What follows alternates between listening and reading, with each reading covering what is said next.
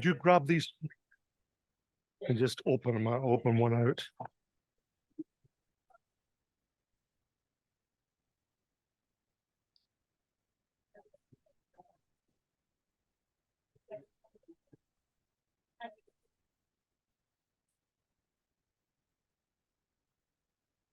Don't know. They always been able to get them before. Don't know.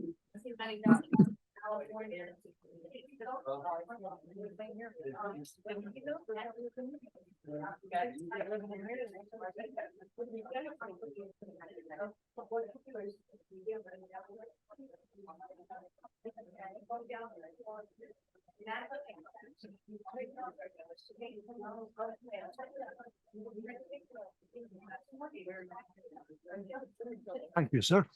So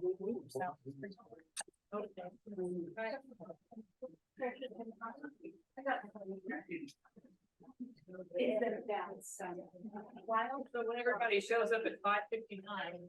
Isn't it past that?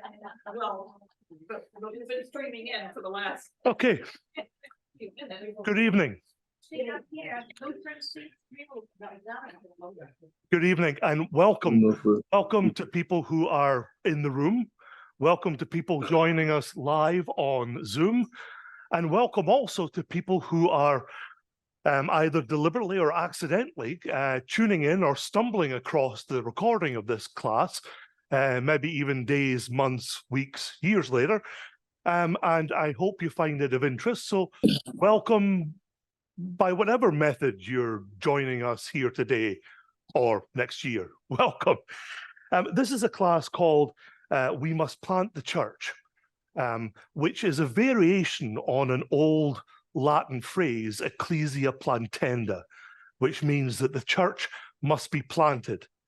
It comes from Muhlenberg, who we'll be introduced to shortly, who is the father of North American Lutheranism.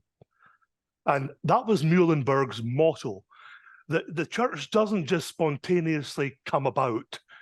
You don't just pray and before you know it, there's a church.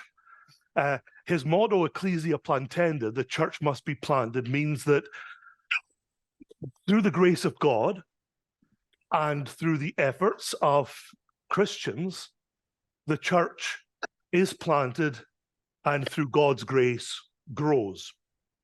So that's the overarching title for this whole class. Ecclesia Plantenda, the church must be planted. And then they've changed the translation a little bit into English just to reinforce the fact that we, through the Holy Spirit, must plant the church. And it's a look at Lutheran history in the United States. Of course, not only the United States, and not only North America, but the Caribbean as well, because you're about to discover that some of the earliest Lutherans arrived not in the continental United States, but in the Virgin Islands, where some of the oldest Lutheran congregations are to be found. The way this series breaks down into 5 weeks with a 6th week that gives us the opportunity to say, okay, what did we learn? and to ask the same question Luther asks in the small catechism, was ist das? What does this mean? The first week is an introduction to the Lutheran Church in colonial America. And then each week after that, we jump forward through American history from the colonial period to the great migration, the great bubble of migration that came in the 1840s and onwards, when the majority of folks emigrated. And then that second week and third week also touch upon the Lutheran Church in North America during the time of slavery. And then on to the modern era of the 20th century and beyond. So we get discrete presentations each week on a particular era. And of course, as is sung in The Sound of Music, we start at the very beginning. It's a very good place to start. And we start, whenever we talk about American history, we start with the colonial period. The flow of the class will be the same each week. Words of welcome. Then we watch a video together. The video is produced by Select Learning Series, which is a curriculum put together for Lutherans in the United States. All of it is informative. Some of it is geared for the education of deacons. Some is designed for congregational and individual study. But if you check out the Select Learning website, there is a cornucopia of Lutheran classes, instructional videos on every topic you can imagine, and some you can't. So enjoy looking through that. But this series of videos come to us through Select Learning. Each week you see different talking heads, depending on their area of expertise. Wonderful archival photographs and paintings, maps, charts, all of them very modern, very engaging, very informative. So enjoy. And if there's anything you want to see again, of course, the recording of today's class will be posted to the website. And here's where your dreams come true. You can load that class, press play, and fast forward through me. You can fast forward through me at 4, 8, 16, or 32 times speed until you get to the start of the video, and then you can press play, and you can just watch the video all over again. Sans Ken Blythe. Dream come true. I mean, have I got a deal for you? Then after the video presentation, we'll have the chance to come back together. And I've got to confess to you, we don't have some fancy curriculum. I simply rely on the fact that you folks here and you folks at home will watch the video and say, oh, I want to hear more about that. I'll ask Pastor when the video stops. Or, well, that seemed like an odd thing to say. I'll have to ask Pastor when the video stops. Or even, gosh, I don't believe a word of that bit. Let's see what Pastor says. So that's how we'll engage with each other. And I think that's more productive than me throwing at you some fake questions that are meant to tease something out. I'm sure looking at this group, there'll be no shortage of questions. And most of those troublemakers at home, I expect there to be no shortage of questions from them either. The one thing I would want to plant, well, not the church, but a seed I want to plant in your head is this. You will hear a lot about the different streams and traditions, experiences, history, perspectives of the multiple strands of Lutheranism that all ended up in America and then promptly fragmented even when they got here. It's useful for you to know one thing. This congregation is 55 years old, and it's a congregation of the former ALC, the American Lutheran Church. The ELCA, the Evangelical Lutheran Church in America, of which we're all a part, was created at the end of the 1980s by what we call 3 predecessor bodies. By predecessor bodies, we mean predecessor Lutheran churches.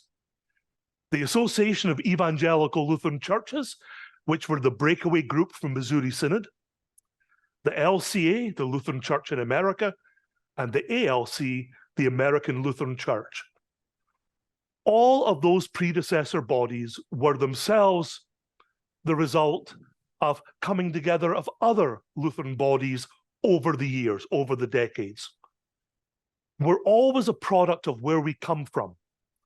And the ALC, the denomination that established this congregation, which used to be Lido Beach Lutheran Church, and then was renamed St. Armand's Key Lutheran Church when we no longer worshipped in the Lido Beach Casino. That's our claim to fame. We began worship at the Lido Beach Casino, photographs on the wall behind you. An ALC congregation. The ALC was made up of largely German, Norwegian, and Danish Lutherans.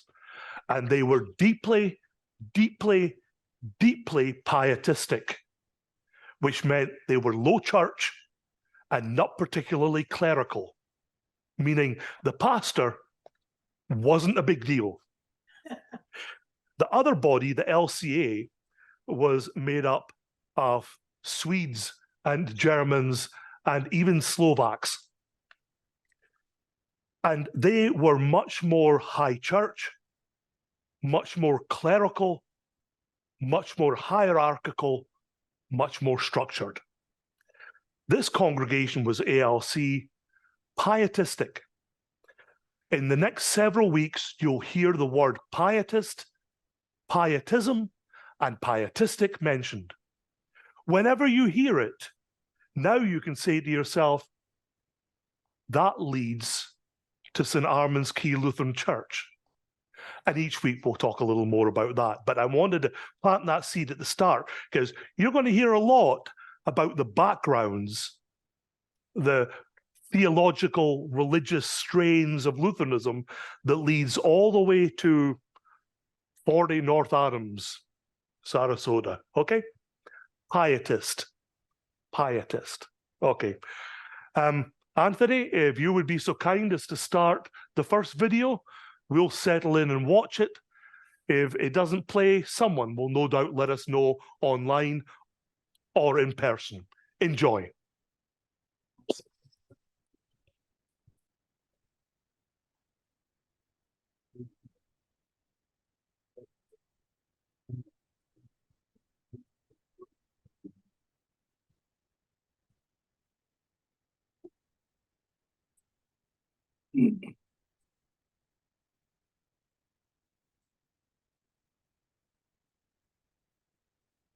Anybody hear anything?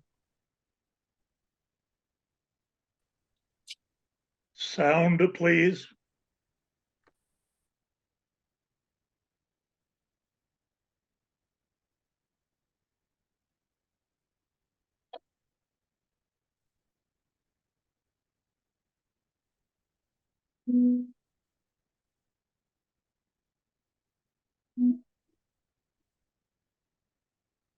Hello and welcome. My name is Kevin Dragsow. This series tells the story of Lutherans in this country. Well, at least most of the exciting stuff. In many ways, it's the story of America, recurring waves of hopeful immigrants seeking a new life of freedom and opportunity. Here we are in this beautiful sanctuary of a Lutheran church built by Norwegian immigrants in the 1870s. But the story of Lutherans in America begins more than 2.5 centuries earlier. Our story starts not terribly far into the invasion and exploration of the New World by Europeans.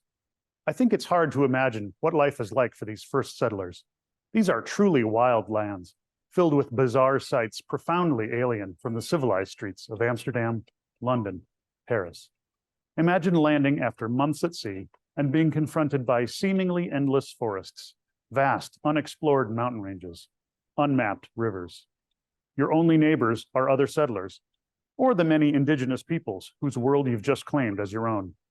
No cities, no roads, at least none that compare with the centuries-old metropolis you left behind. And no soaring cathedrals or elegant stone churches filled with like-minded faithful. This is very much a new world. Unlike many early settlers, the majority of Lutherans arriving on these shores are not coming here to escape religious persecution. There are a few exceptions, like the Salzburgers from Austria, and some Prussians who will eventually form the Lutheran Church Missouri Synod. But most are just looking for a new life in a new land.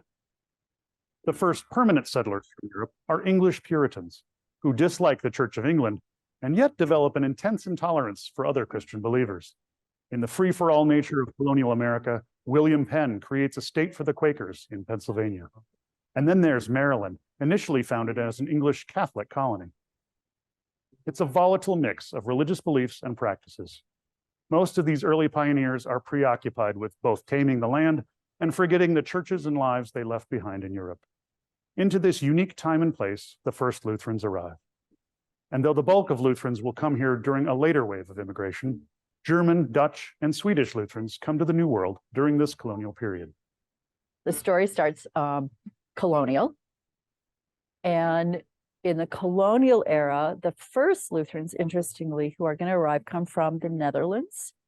They're bizarre because not state church, not majority Lutheran. Lutherans are a minority, and they're tolerated, and they have absorbed some reform stuff about congregational level polity. Initially, they have some difficulty getting clergy because they have to have permission from the governor and so forth. Peter Stuyvesant, the despotic leader of the New Netherland colony, attempts to bar Lutherans and Jews from setting up shop in his territory. But both groups prevail, 2 points in the religious freedom column. One of the early pastors brought over to America to serve these Lutherans is Jacob Fabricius. In 1620, he baptizes an African man named Emmanuel.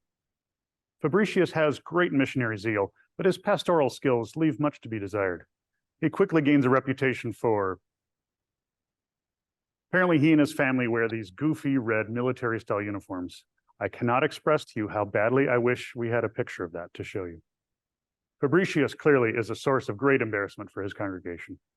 He is finally dismissed due to his despotic and irascible nature.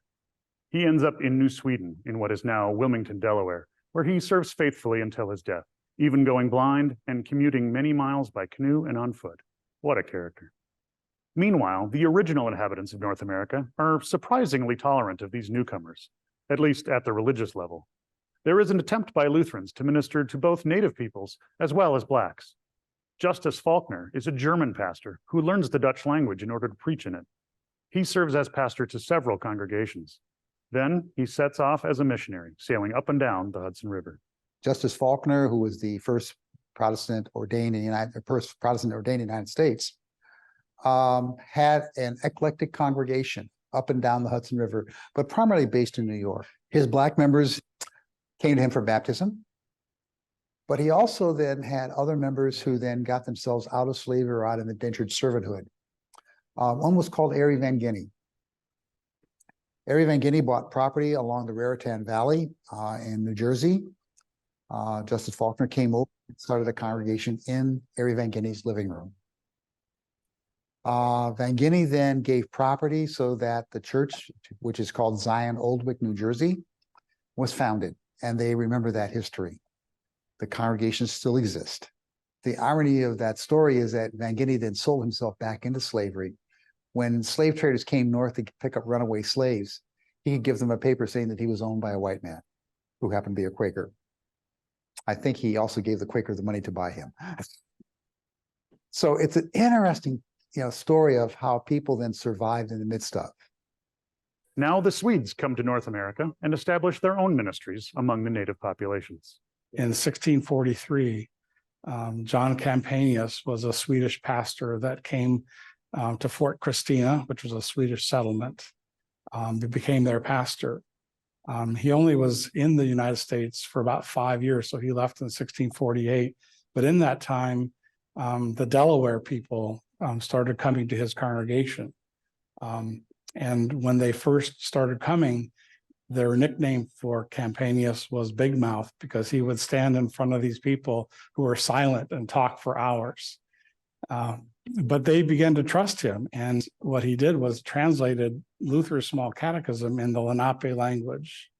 And so it really becomes the first religious writing that was translated into a native language, at least 150 years, I think, before John Eliot's translation of the Bible, which is considered the first. So there's a lot of trust there, but he left in 1648, and I think it was by 1655, the Dutch came in and took over the fort and chased out the Swedes. The Caribbean receives an unlikely group of Lutherans who bring their faith with them. The first Lutherans in the Caribbean were Danish, which most people would not particularly in. But of course, what's now the American Virgin Islands was until the early 20th century, the Danish Virgin Islands. And so the Danes came and they settled, and they sent Danish pastors and everything like that. And eventually the Danish Lutherans made converts out of the slave population. So there becomes an indigenous Lutheranism in the Virgin Islands. This happens in a number of different places around the Caribbean. This happens in Guyana and Suriname and the coast of South America. When the Danes purchased the islands, they sent a garrison to build a fort at Frederick in St. Thomas. They took a chaplain. The same thing happened in 1734 when they built the Fort Christievairn at St. Croix.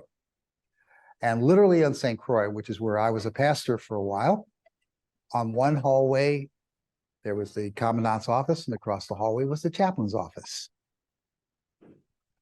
So when you take a garrison to build a fort, you take a chaplain along with you. And when the garrison commander is no longer on the island, guess who's in charge? The chaplain, because it was the Danish state church. From the very beginning, though everything was done in Danish, a number of the Danes, as they that had slaves to work the plantations for sugarcane, taught their slaves both Danish, and also then invited them to church. Most of the Lutheran immigrants coming to North America during this time are Germans, and they actively plant the old faith in the new land. The big thing that will happen is with German speakers who come to Pennsylvania. And that's the real foundation. So we talk about this colonial strand as the Muhlenberg Lutherans. Why Muhlenberg? Because in the 1740s, after many years of begging, the Lutherans in the Philadelphia area get a pastor who comes to them from Halle in Germany. Halle is a school known for its pietism. Pietism is a reaction to the formal, emotionless, orthodox form of faith associated with the state churches. By Lutheran orthodoxy, which kind of tries to pin things down. And the negative evaluation of that is that orthodoxy is kind of arid because it's really concerned about the rules. At the point of immigration, mostly we're getting pietists, people who lean toward the pietist edge of this continuum. So that's the early chronology in the US, is pietism. There are many versions of pietism, depending on geography, but a major institution that shapes German piety is Halle. One institution that's very important for Americans was founded there, and that was the Halle Institution. Muhlenberg was trained there, and so was Zinzendorf, the famous Moravian.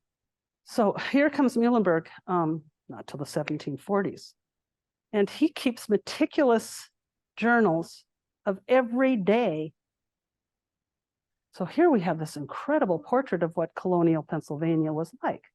He sees a slave ship in the Charleston Harbor, writes about that. So he grills a couple Black slaves that come to the ship about what they know about Christianity, because he's trying to find out scientifically whether actually all these arguments about what we, how much better America is for these slaves is actually true. Do they know anything about the true God? After his long ocean voyage, Henry Muhlenberg lands in Charleston, then on to Georgia. There he visits a Salzburger colony. The Salzburgers did come to escape persecution, and Muhlenberg provides a pastoral visit. He then comes back to Charleston, but he doesn't just sit around waiting for the next leg of his journey. The irony is that on his way back to Philadelphia, going back to Charleston and getting a ship to Philadelphia, he had about a 3.5, 4-week wait. He started a church. This was truly a type A personality. That church, St. John's Lutheran, will later figure prominently in ministry to Blacks in Charleston. In the meantime, Henry Muhlenberg's disgust for the institution of slavery deepens. Muhlenberg at several points was offered slaves and refused them. I'm not certain exactly of the quote, but at several points he said, it will be an interesting judgment by God upon man for their putting other human beings into a position of being slaves.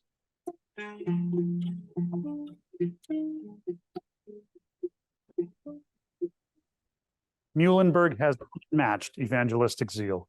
He wants all people in this land to be transformed by the gospel.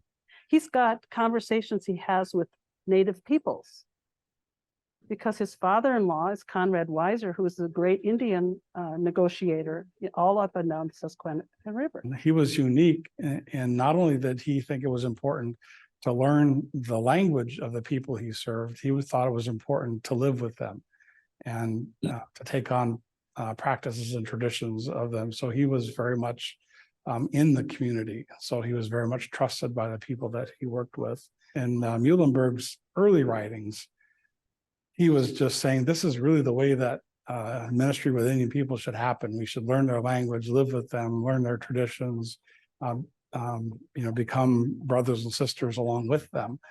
But then the French and Indian War happened, and he was so disgusted by the horrors of that war that he pretty much just gave up on Indians altogether. So Muhlenberg is this amazingly interesting person who has we get this firsthand account of what the frontier is like, and all of the difficulties of on the one hand, riding over these rivers to get to this congregation and how they're fighting with each other. And he's a wonderful character. So yeah, he's a pietist though. In 1706, at St. Michael's Lutheran Church in Germantown in Philadelphia, there was a black man baptized. So in one sense, the church has always been open to whomever could hear the gospel in a way that said justification by grace was an important element.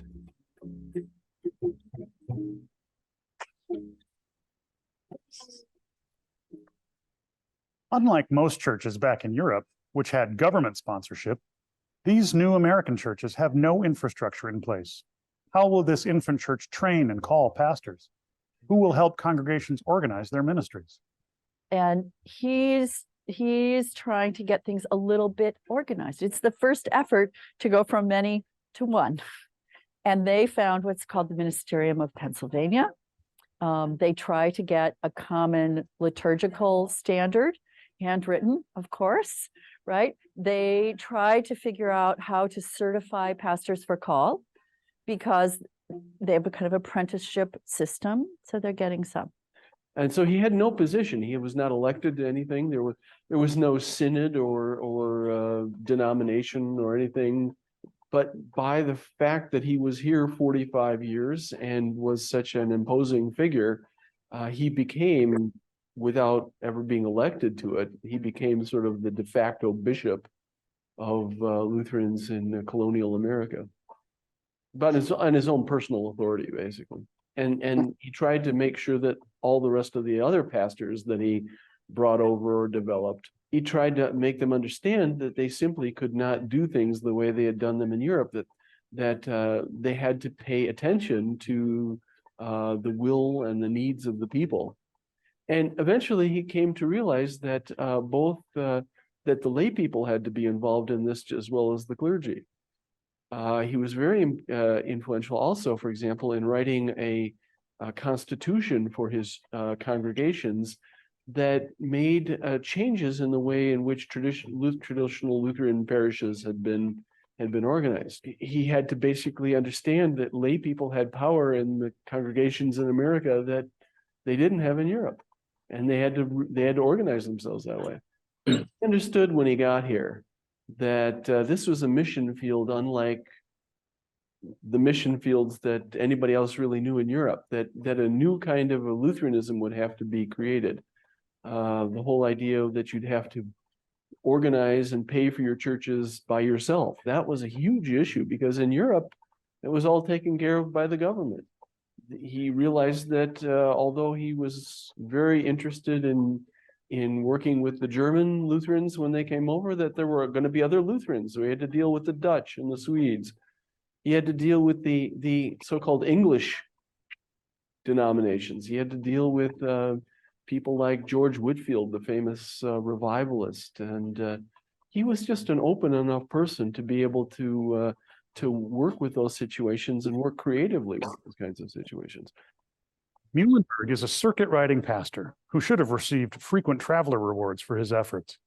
His pastoral visits are done on horseback, wooden sailboat, or canoe. He is a tireless traveler and is meticulous in his documentation. Muhlenberg wrote a lot and wrote a lot. I have a feeling he wrote while he was in the saddle. There is no way that any of us could do the kind of work that those folks did in that day and age. When Muhlenberg arrives in Pennsylvania, He enters a very different religious world than the one he left. He arrives in a situation of religious pluralism unlike anything he had ever seen before. I mean, everything from the Quakers to the Episcopalians. So he has to sort of weave his way through the options, what was available to him to how to build an American Lutheranism. Henry Muhlenberg is called the father of American Lutheranism, and for good reason. Muhlenberg sort of organizes and represents the colonial immigrants. We have three major waves of immigration. First major wave was during the colonial America, second in the 19th century, and now in the third currently. And Muhlenberg himself represents and sort of put his stamp on all of those German, especially Lutherans, who migrated to the United States in the early part of the colonial period in the 18th century. Some immigrate down through the Cumberland Gap. It's why there are Lutherans in the North Carolina era that go way back pre-colonial. So that's the first strand. And so he represents that group of Lutherans who settled along the eastern seaboard from Georgia to New York. So, I mean, basically, it comes down eventually in through the Lutheran Church in America into the ELCA, that what we sometimes call colonial or Muhlenberg Lutherans. By 1776, there are about 15 to 20,000 members in the Lutheran congregations of the colonies. In all, there are about 230 congregations. The bulk of these colonial Lutherans are German. This is especially true of Pennsylvania, where most of the Lutherans are found. During the Revolutionary War, there are Lutherans on both sides of the conflict. Some are loyal to the English crown, others actively support the revolution, while many are simply conflicted. These Lutherans find war abhorrent and remain neutral. Henry Muhlenberg's son, Peter, left his pulpit to become a general under George Washington, leading the 8th Virginia Regiment against the British. Another son, Frederick, becomes a member of the Continental Congress and is the first Speaker of the House of Representatives. Their father, however, cannot support the revolution. And so, this transplanted church is being shaped by a new climate on new soil. Old ways are being questioned, and the new competitive and pluralistic landscape requires a uniquely American view of the Lutheran Church. This experience of adapting to new realities will be repeated over and over by the next arrivals. We'll hear that story next time. Thanks for watching.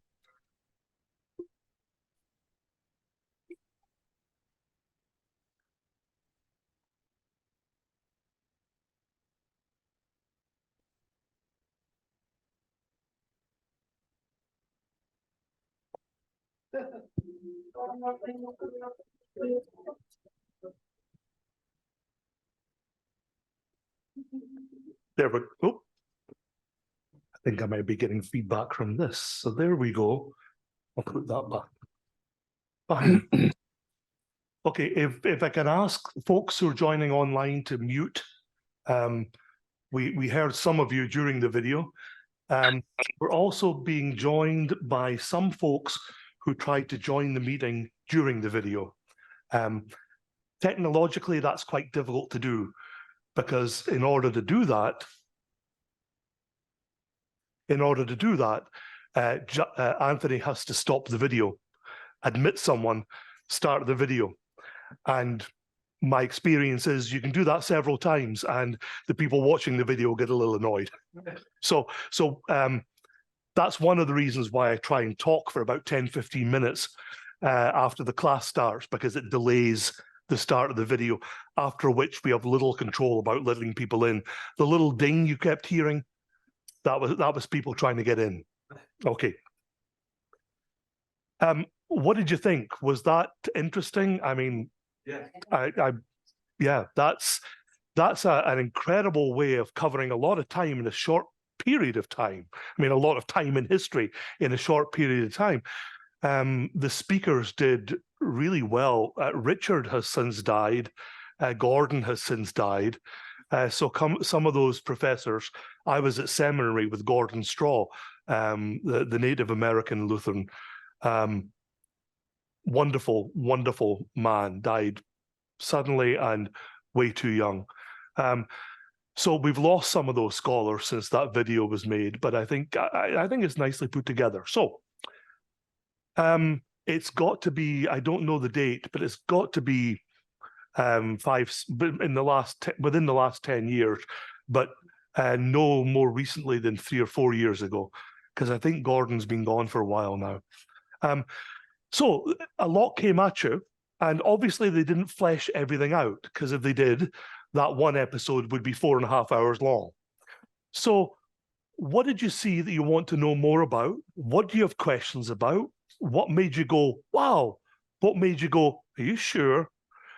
This is your chance to ask, to participate, and there are no such things as silly questions. You might get a silly answer, but not a silly question. So hit the ball rolling. It's on. So at the end, they were talking about Henry Muhlenberg's 2 sons, but the comment was made that Henry Muhlenberg could not support the revolution. Yes. Why? Oh, well.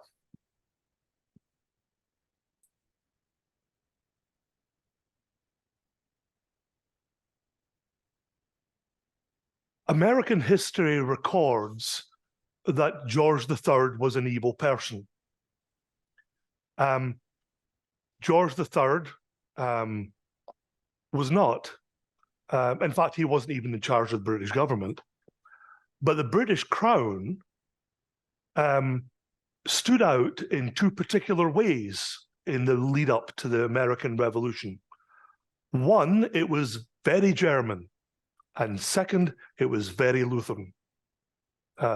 George III's claim to fame is that he was the first of the 3 Georges to speak English with an English accent. George I, the King of Great Britain, could barely speak English. He spoke really only German. George II spoke English, but with a thick German accent. George III was the first one to speak English with an English accent.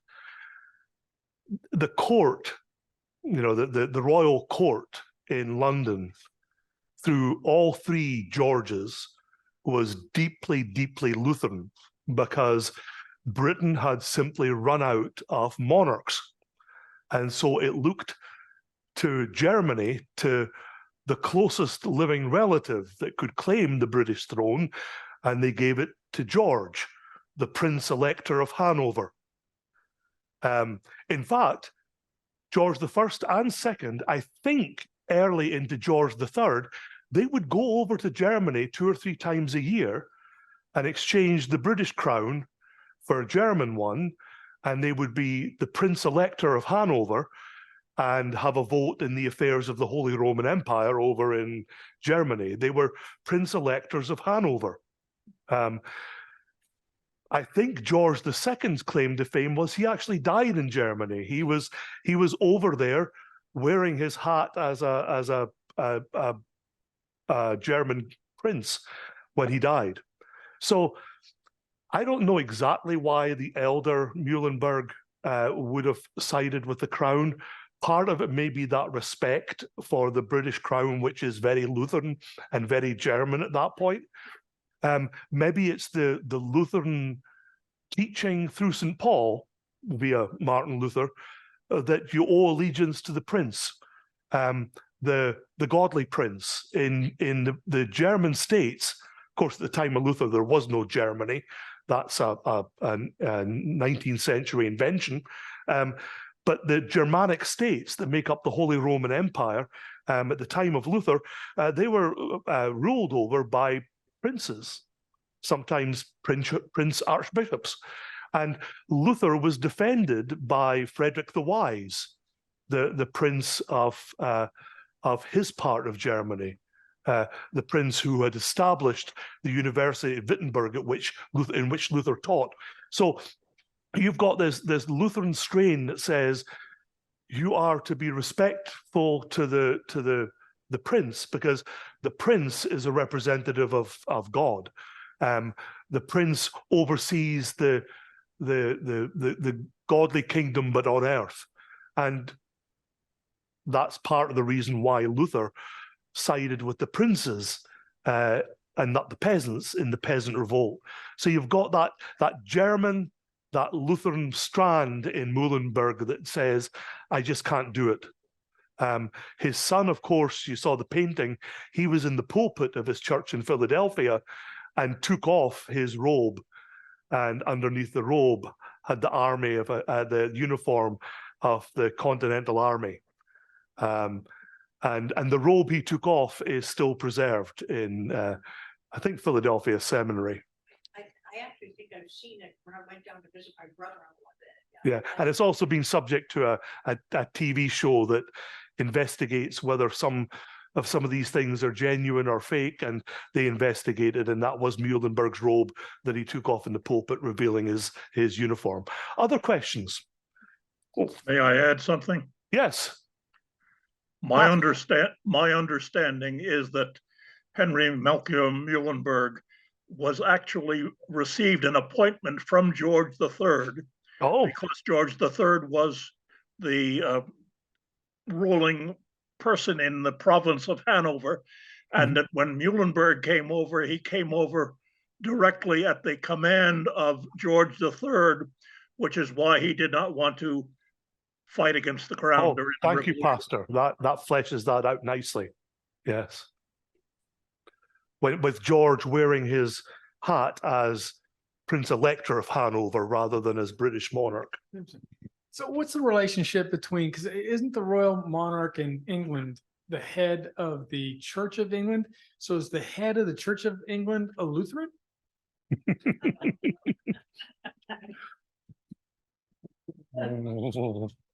That's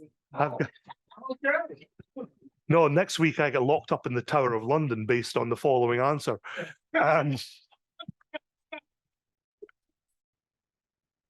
Yes, but the British monarch, the moment they cross the border into Scotland, become Presbyterian. Okay. So the monarch is the supreme governor of the Church of England, unless they're in Scotland, in which case they're the head of the Presbyterian Church. So the court in London was very German and very Lutheran, and Sir Christopher Wren built a lovely church in London to be the Lutheran church. So it was the religion of the court, even if it wasn't the constitutional religion of the monarch. So constitutionally, the monarch is Anglican, Episcopalian, or Presbyterian, depending on which country he or she is in at the time. Constitutionally, that is so. At least we assume so. Nobody actually wrote the British Constitution down. But if they had, it would say that. Oh, yes, Bob. That's right. Sorry, I apologize. You had your hand up a minute ago. I'm just going to keep going around. Somehow, we were taught earlier in the hour that Muhlenberg became the head of the church in the United States. Sort of. Sort of. What happened to the people who were in the Carolinas, who were the Dutch who came in from upper New York or wherever? How did they all get under Muhlenberg's control? Great question. And, you know, I'm deeply embarrassed to give you an answer to this because we have a retired pastor of the Pennsylvania synods on this call, but I'll give it a try. He didn't become the head in the way that we think of a bishop currently being the head. He was an organizer. I mean, yes, he was an evangelist. I mean, remember the Richard was telling us that, you know, he was stuck somewhere for 3 or 4 weeks and he founded a church. I'm only surprised he only founded one in 3 or 4 weeks. What was he doing? What he did was bring people together, not under a strict hierarchy, but under a voluntary association where they could access clergy, clergy who had been investigated and declared to be suitable. You know, not there were clergy at this time that were called pretenders. They would get off the boat from Europe and say, "Oh yes, I'm a pastor." On the voyage over, there was a terrible storm and all my papers ended up in the sea. But, you know, trust me, I'm a pastor. and they were called pretenders because, of course, they weren't pastors, but they got a job in a little house, and and Muhlenberg wanted a way to accreditize pastors, to be able to say, hey, no, we've got their paperwork from Europe, or we've trained them here, and they're certified. So it wasn't that he was the head of something per se, but he was the organizing force, bringing them together into a voluntary ministerium where you could share accredited clergy, where you could have discipline over clergy, where you could share a constitution. He hand wrote dozens of constitutions for congregations saying, this is how you might structure yourself, Pastor Molenhoff, is there anything you'd like to add to that? When at the seminary, I studied both under Dr. Tappert and Dr. Doberstein, who were both Muhlenberg aficionados. And Ted Tappert used to talk about the fact that Muhlenberg, as he understood, was a true charismatic leader whose leadership did not have to come as the result of a governmental or an organizational chart in much the same way that you described. He was kind of the Franklin Clark Fry of the early period. Franklin Clark Fry being a charismatic Lutheran in the 1960s who was sometimes called Mr. Protestant. Yes. Yes, I had a former congregation member who worked for Fry, and the joke in the office was that Fry was in bed with his wife one night, and his cold feet touched the small of her back, and she said, "My God, your feet are cold." And he says, "Darling, I told you when you're in bed, you can call me Franklin." It's a joke, but yes, he was a very charismatic. As Herb says, Mr. Protestant appeared on the cover of Time magazine as such. Other questions? Only if you use the microphone.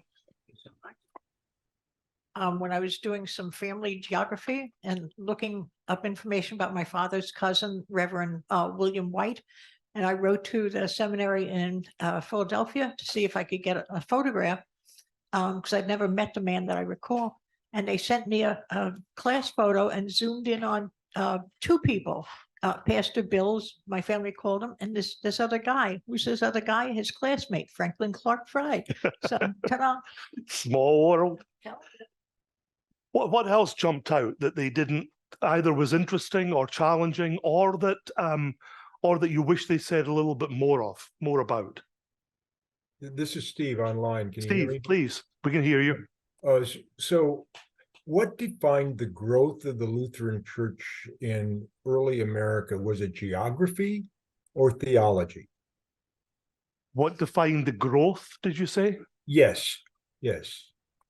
The growth in those days was purely immigration.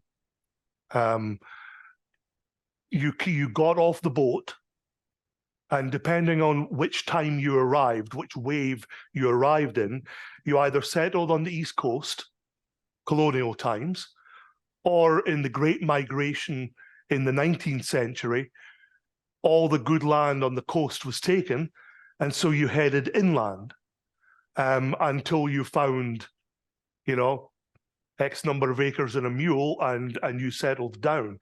So growth at that time depended on A, the number of other Lutherans that were coming in behind you or with you, or B, the speed at which you could be fruitful and multiply.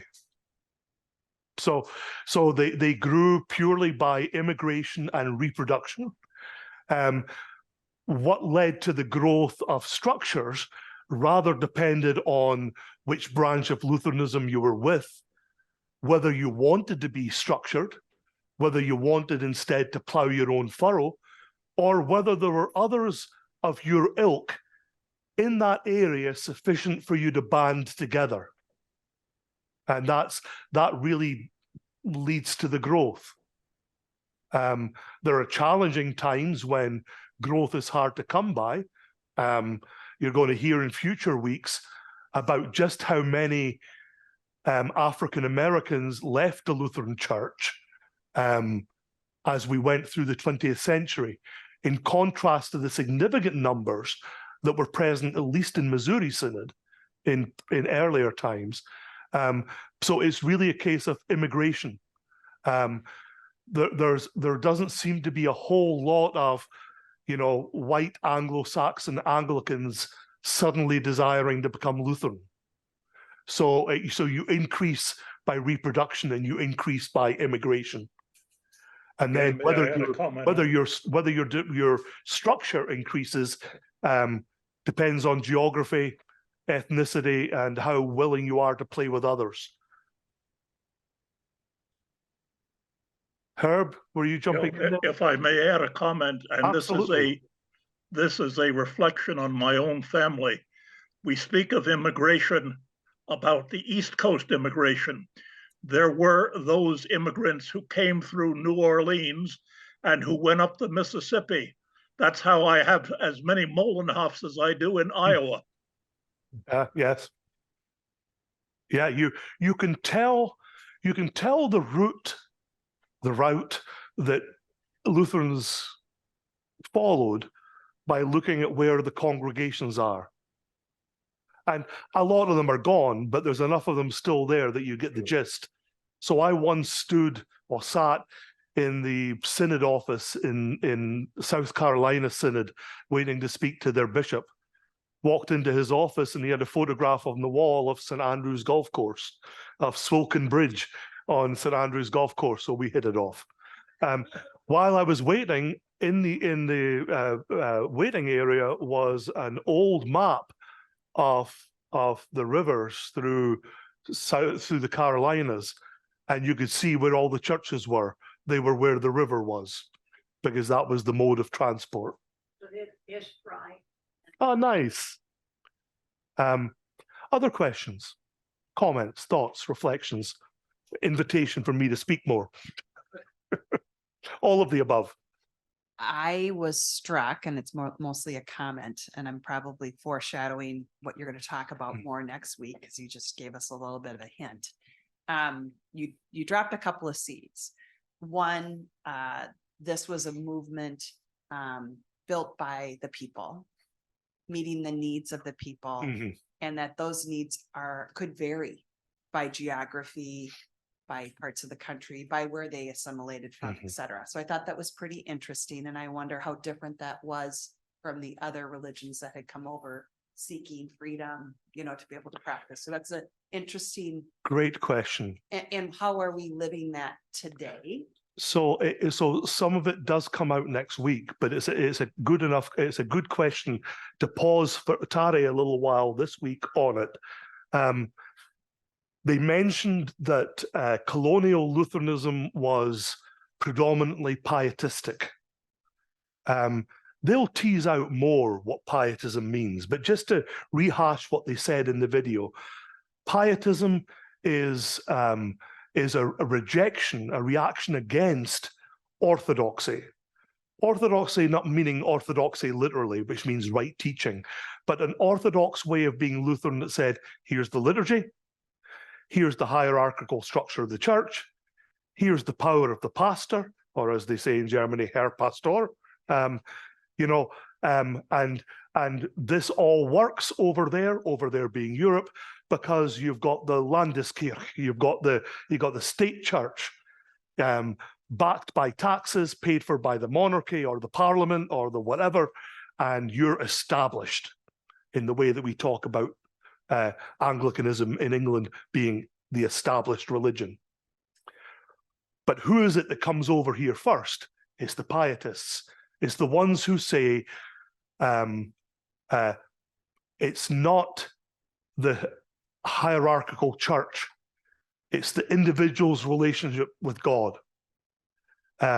It's not a dependence on clergy and a hierarchical church. It's the personal experience of a believer standing before God, saved by God, and then made a disciple in God's name and sent out into the world. Pietism doesn't carry a lot of baggage in the way that Orthodox Lutheranism did. And by baggage, I mean, it has its own form of baggage.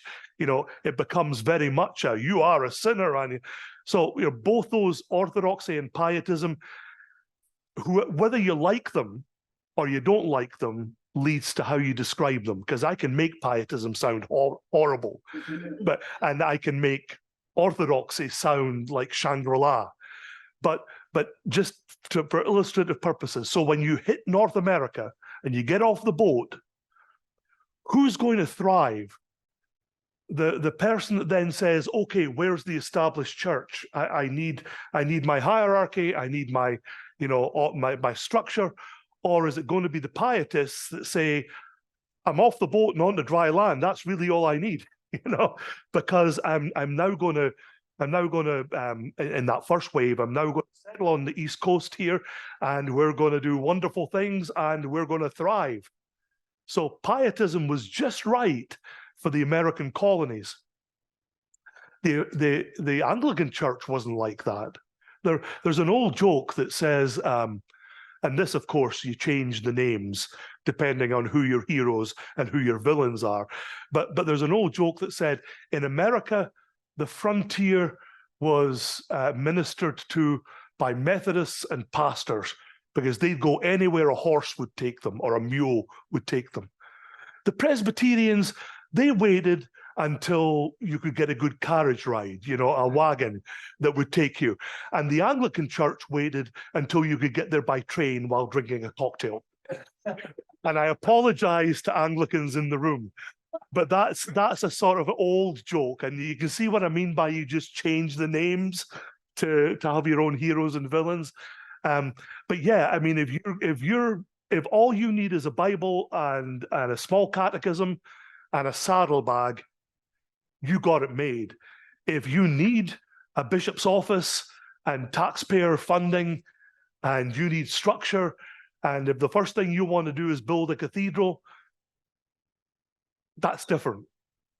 So those denominations that really thrive away from the towns are the denominations that are light on their feet.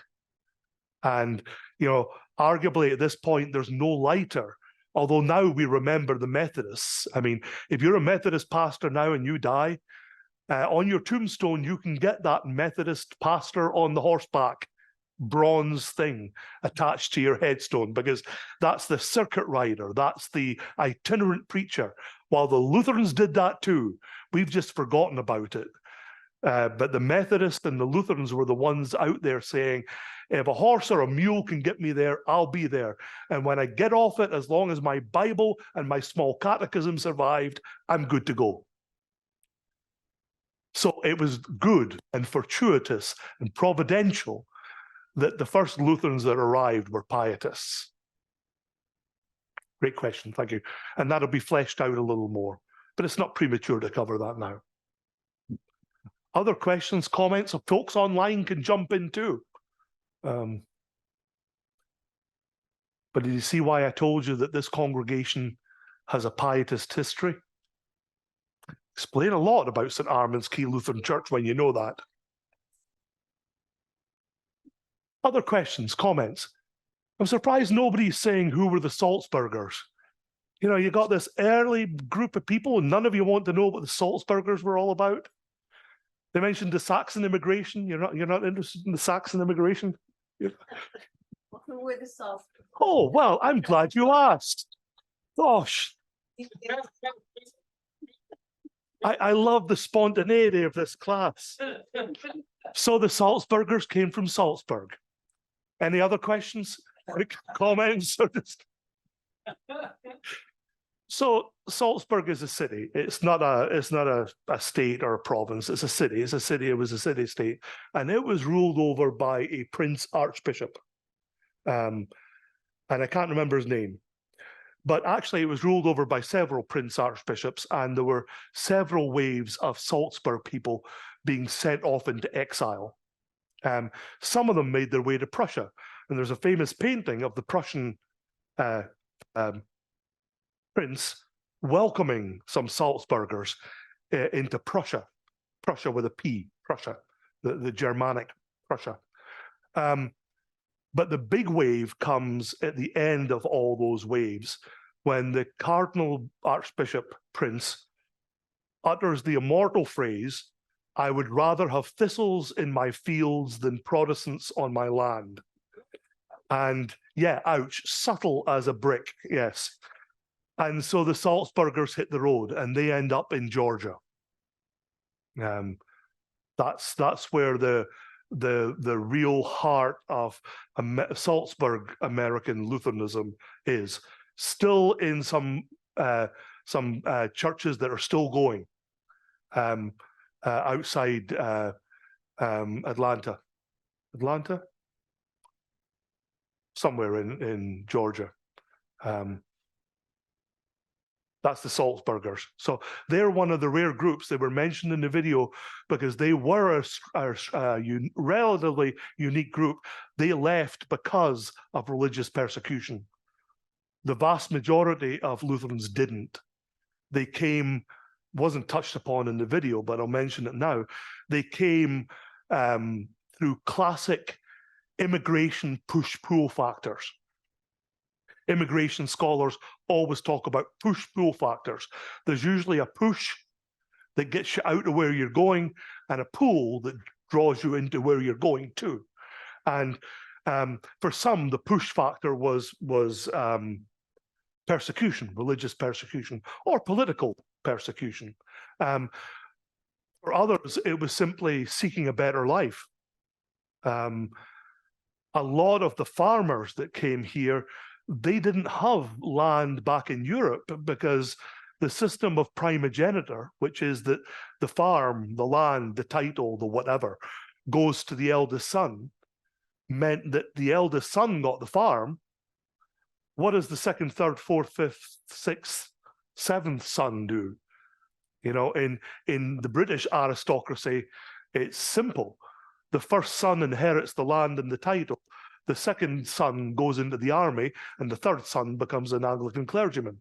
That was what you did. That's, you know, and if you went beyond that, then like me with my shampoo, you rinse and repeat and just do it all over again. But what do you do in primogeniture when you've lost? You haven't lost the family farm, you're just not the one that inherited it.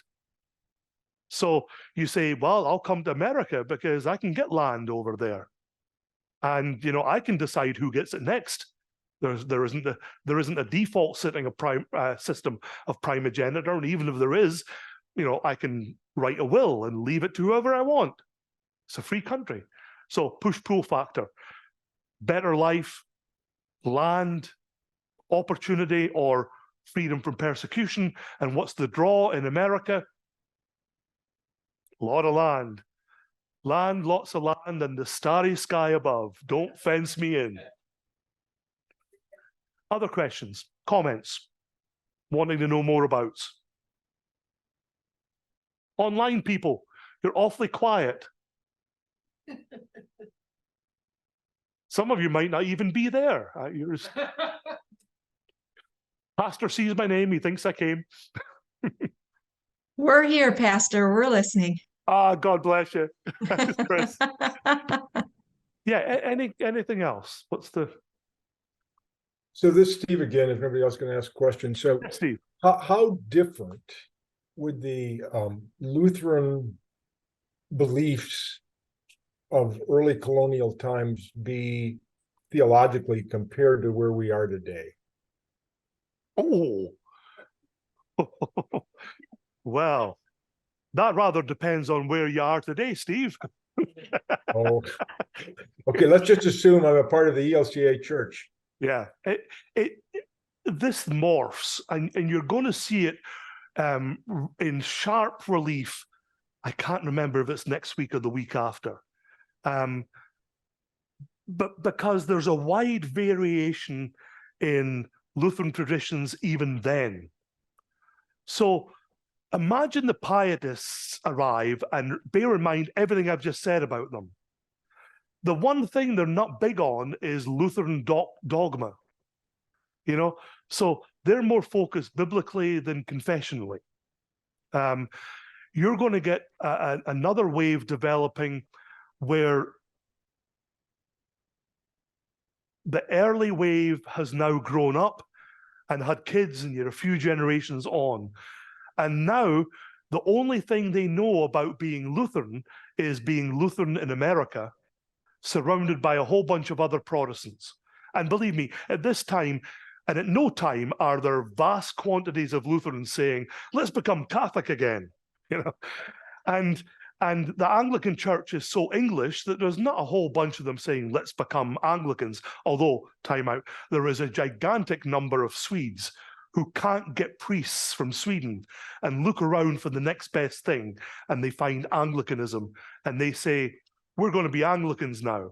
Old Swedes Church is one of the oldest Lutheran buildings still in use in North America, and it's been Episcopalian for about 250 years, because they looked around and they said, we're Swedes, we're high church, the Anglicans are too, and they became Anglican. But what the Lutherans are doing is looking around, the ones that now worship in English, that now read English Bibles, English translations of the confessions, English small catechisms, and they say, you know, we don't have to be so rigid about being Lutherans. We can find a way to be sort of Lutherans, but sort of generic American Protestants. And Schmucker at Gettysburg will be the prime person that thinks that way. Meanwhile, you've got Missouri Synod still being Missouri Synod back then. We are doing it this way, and by George, we shall not deviate from it one iota. Then you've got all those people I mentioned earlier who are not pietistic, but are much more Orthodox Lutherans. They kind of end up being represented by the LCA, the Lutheran Church in America. They're more clerical, more structured, more hierarchical. They actually end up being a little more liberal, I think, than the ALC. But Herb can disagree with me. So you've got a variation on what it means to be a Lutheran right from the get-go, because those pietists are not like the Orthodox Lutherans they left behind in Europe. And then when the Orthodox Lutherans in Europe and Scandinavia catch up with them, it's all different. There's a brand of Danish Lutherans who are divided against each other. And so this comes up, I'm sure, in future weeks, where one group's called the Happy Danes and the other group are called the Sad Danes. Now, they didn't call themselves the Sad Danes. Again, whoever gets to do the describing gets to show who he or she thinks the heroes and the villains are. So the Happy Danes are okay with beer and okay with dancing. And if they can combine the two, so much the better. And the Sad Danes don't like drink or gambling or dancing. There is an old joke that the Sad Danes don't believe in sex because it might lead to dancing. You're hearing all the old Lutheran jokes today. You really are. But there's an example, Steve. I mean, I'm not straying from your question. There's an example of two groups, Danish Lutherans, that break into two camps in America, and never the twain shall meet. They're very different from each other. So the Sad Danes end up very anti-Masonic. They're the ones that just can't stand the idea of Lutherans being Freemasons. And they're the ones that don't allow dancing, are not particularly big on music unless it's a psalm tune or hymn tune. You know, Samuel Schmucker wants to have Lutherans observing the Sabbath because Lutherans are not particularly big on the Sabbath, on being Sabbatarians. You know, you want Sabbatarians, go to the Presbyterians in Scotland, where you can't do anything on a Sunday at one time. Well, Protestants in America are like that, but Lutherans aren't particularly. But Schmucker's happy to become a Sabbatarian, happy to say, well, you know, it's only a symbolic presence in the Lord's Supper. It doesn't truly become his body and blood like Orthodox Lutherans believe. So you've got all these strains of Lutherans. What you don't have, Steve, to get to the heart of your question, the disagreement is over theology, not so much biblical interpretation, because at that time there is no historical critical method. The Germans haven't come up with it yet. People are interpreting scripture literally. Jonah was swallowed by a big fish and spewed out on the beach at Jaffa, just south of present-day Tel Aviv.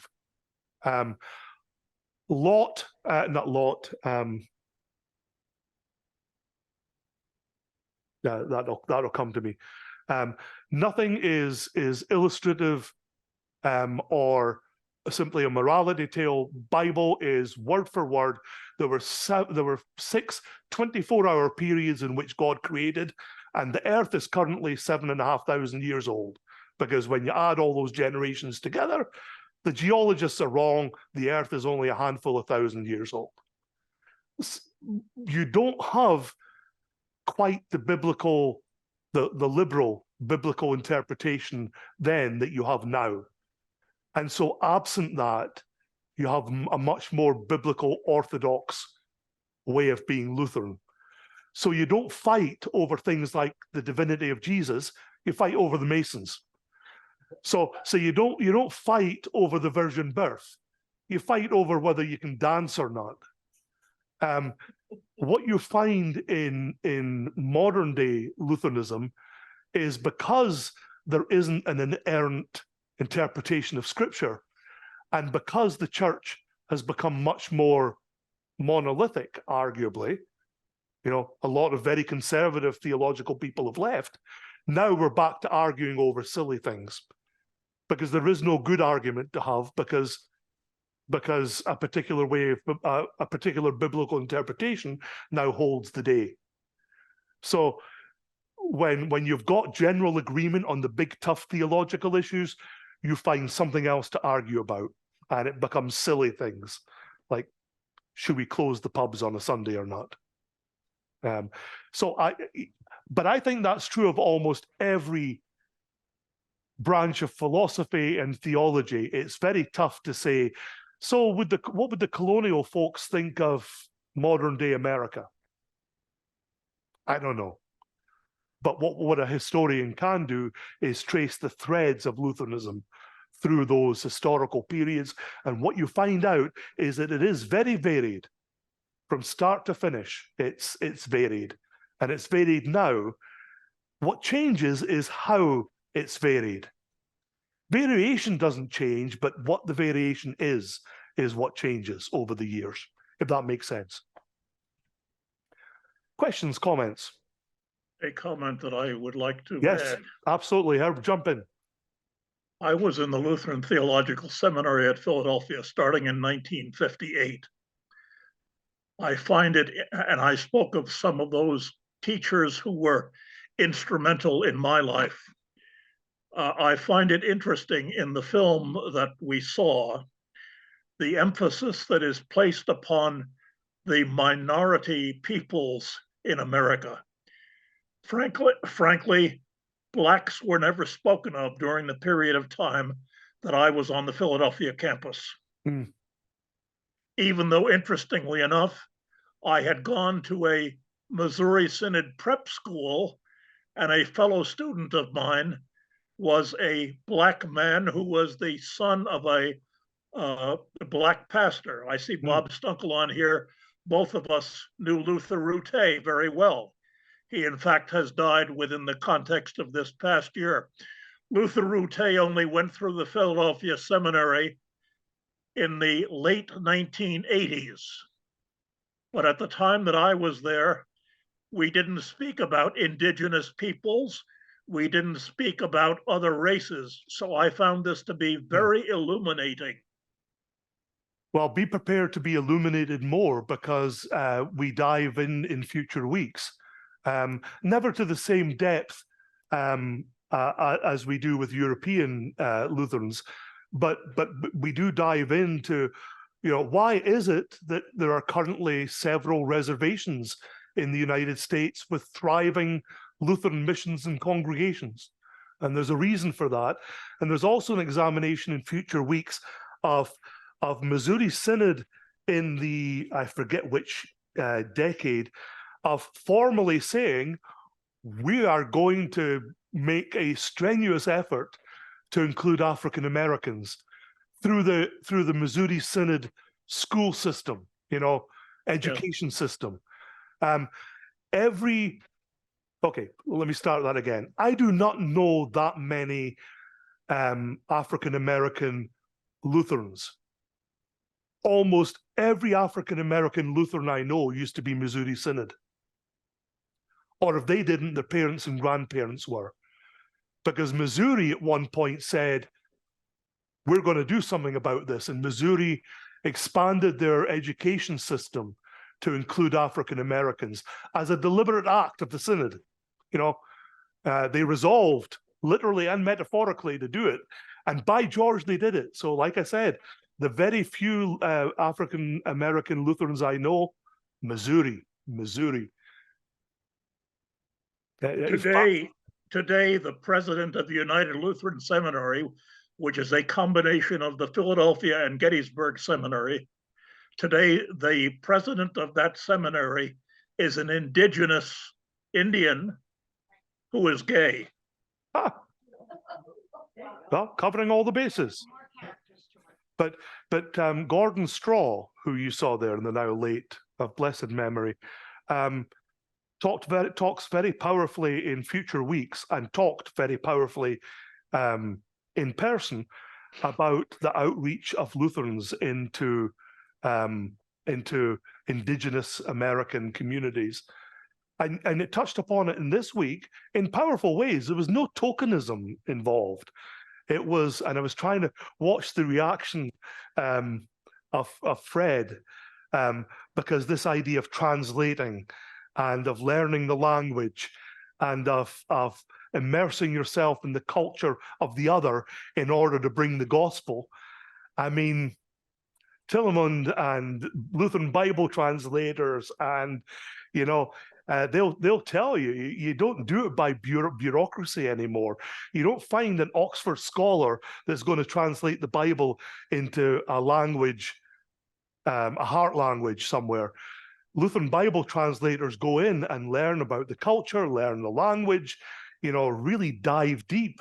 And then a few decades later, translate the Bible. And everything that was old is new again, because that's what Lutheran Bibles translators do now. And look at that. Back in the days of the colonial period, gosh, they were doing it then. Not as tokenism, not as a quota, but as this is important to us because this is important to Jesus. And then immersing and meeting people where they are. That's as old as St. Paul. When I spoke to the Greeks, I was like a Greek. When I spoke to the Jews, I was like a Jew. I mean, Paul on Mars Hill is not the same as Paul on the road to Damascus, nor the same as Paul in his pulpit in Corinth. Paul knew how to learn about who he was. He could read the room.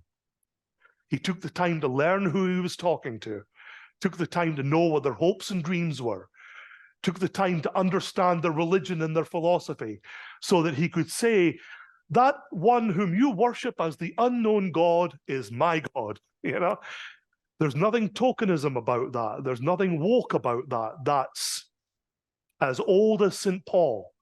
And in Lutheranism, it's as old as the colonial Lutherans that stepped off the boat into the East Coast. We are in the closing minutes, but still time for any reflection or question. I won't keep us here just to satisfy a timetable, but I don't want to end if there's still questions that haven't been addressed. Do we return to Muhlenberg at any point in this series? He gets touched upon again, yes. Do we focus at all upon Muhlenberg's daughter? No, we do not. Okay. Not in